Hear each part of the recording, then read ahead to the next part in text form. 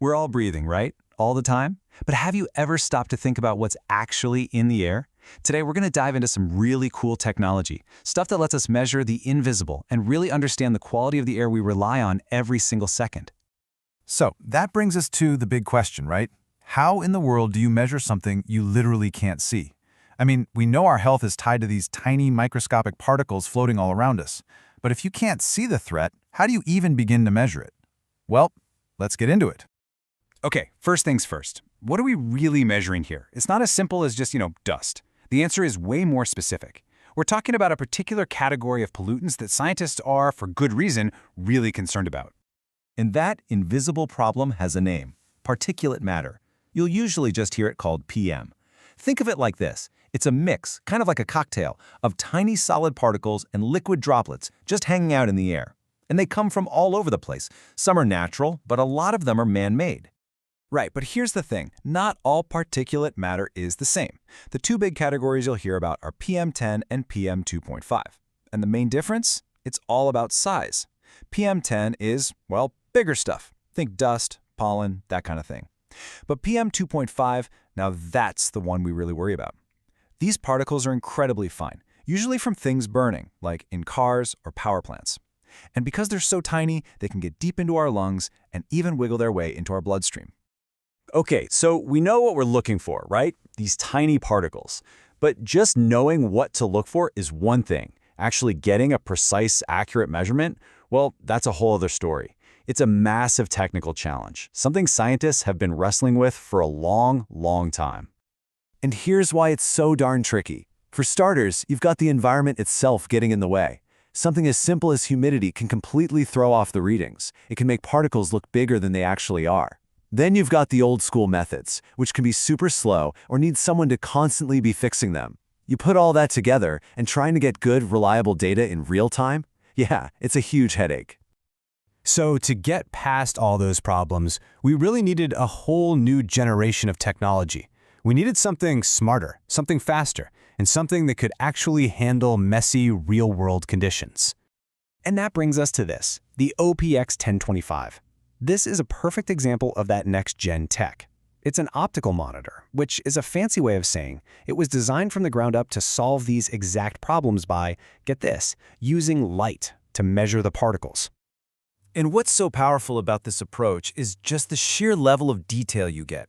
We're talking about one single device that can give you data on pretty much the whole spectrum of particle sizes at the same time, from the teeny tiny PM1 all the way up to PM10. It's like giving researchers this incredibly detailed, high-def snapshot of the air quality, and they get it instantly.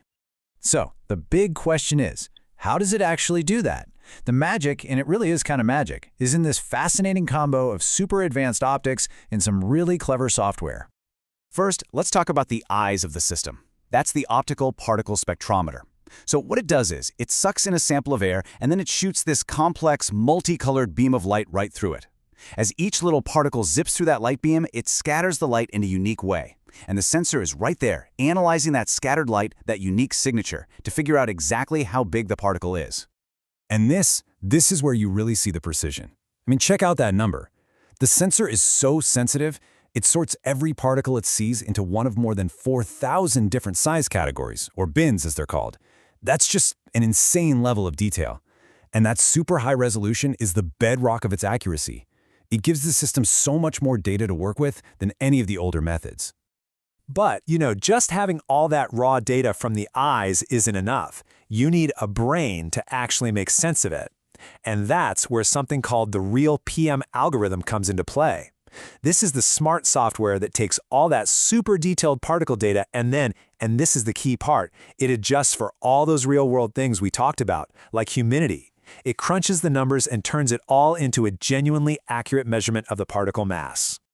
So if you put it all together, it's basically this powerful three-step process. Step 1, it preps the air. It actually has a smart heater to get rid of the humidity, so you're starting with a true sample. Step 2, it zaps the sample with light, figuring out the precise size and count of every particle.